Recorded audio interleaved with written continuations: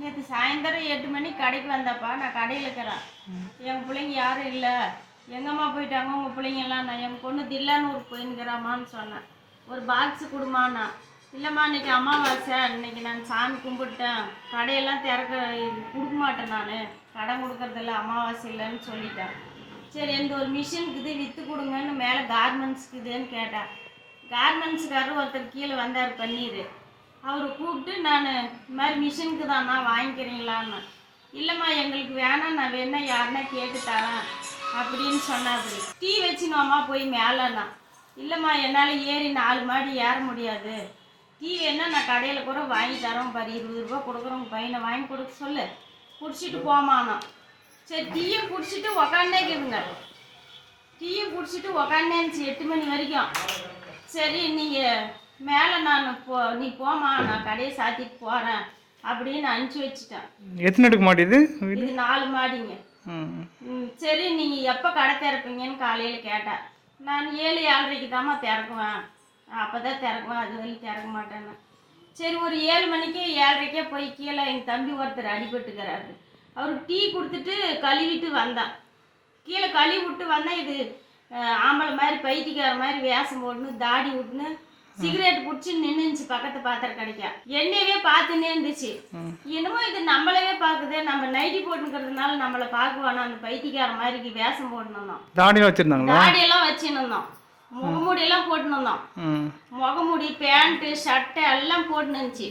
முகமூடி வச்சுன்னு கட்டையை ஒன்று தூக்கி கையில் வச்சுன்னுக்குது, கட்டைப்பையில் போட்டு கட்டையை இப்படி கம்மக்கட்டில் வச்சுன்னுக்குது. சரி நம்மளவே பார்க்குறானே இந்த பைத்தியக்காரன், நம்ம கழுவி விட்டு மேலே போயிடலான்னு கோலம் கூட போடல, வாசலில் கழுவி விட்டு படிக்கட்டில் நான் வந்துட்டேன். வந்து நான் பாட்டு உள்ள நேராக வந்து என் பின்னாடி வந்துருக்குது. நான் பார்க்கல. பார்க்கும்போது நான் வந்து இவத்துல துணி எடுத்தேன். எங்க? இது சோபாவில் இந்த துணி எடுத்தேன் குளிக்கிறதுக்கு. உடனே வந்து இதுமே இவத்துல நின்றுக்குச்சு, பின்னாடியே வந்துட்டுக்கிறோம். இங்க உள்ள வேற யாரும் இல்லைங்களா? யாருமே இல்லை, நான் மட்டும்தான் வந்தேன். சரி எதுக்குடா பைத்தியக்காரா வீட்டுக்குள்ள வந்த, என்னன்னாலும் போய் வெளியே பேசு, வெளியே நில்லு, நான் ஓமானு சைக் பண்ணேன். ஓமையா இருந்தா கூட நீ வெளியே போ, உள்ளெல்லாம் வராதான்னு. உடனே என்னை கட்டையில தலைமையிலே போட்டான். இது கட்டையில போடவும் ஐயோ திருட வந்துட்டான், ஓடியாங்க ஓடியாங்கன்னு கத்தனான் நான். சரி இந்த ஜன்னல்ல அவன் திறந்துன்னே இருந்துச்சு. ஜன்னலை மூடுது, கதவை திறக்குது, லாக் பண்ணுது, என்னை உள்ள விட்டு. அப்புறமா நான் வெளியே ஓடி போய் இழுத்து அடிச்சுட்டு வெளியே ஓடி போயிட்டான். ஓடி போய் ஒடியாங்க திருட வந்துட்டான் அப்படின்னு கத்தனான். உள்ள விட்டு லாக் பண்ணிட்டீங்க உங்களை? நானே ஓடிட்டான். அதை கீழே வச்சு தள்ளிட்டு நான் ஓடிட்டான். ஓடி போய் கத்தனான் நான், இந்த பக்கத்து விட்டு அம்மாலாம் ஒடியாங்கன்னு. அப்புறம் கத்தவும் எல்லாரும் வரவும் அது ஒரு மாடியிலேருந்து கீழே குஜ்ஜி எகிரி ஓடி போயிடுச்சு. எனக்கு முன்னே ஓடிடுவா. அப்புறம் ஓடி பக்கத்து கடையில் ஒளிஞ்சிருந்து பிடிச்சிக்கினாங்க.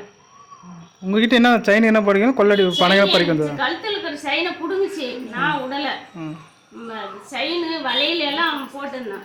எல்லாமே கேட்டுச்சு நேற்று, இது எத்தனை பவுனு நீ போட்டுங்கிறது, எங்கள் வீட்டுக்காரர் இல்லை செத்துட்டாரு, உங்கள் வீட்டுக்காரருக்கு வாங்கி கொடுத்ததா நீ வாங்கினியா அப்படின்னு கேட்குது. வலையில் எத்தனை பவுனு, செயின் எத்தனை பவுனு அப்படின்னு செயினெல்லாம் பிடுங்குது என் கழுத்துலேருந்து.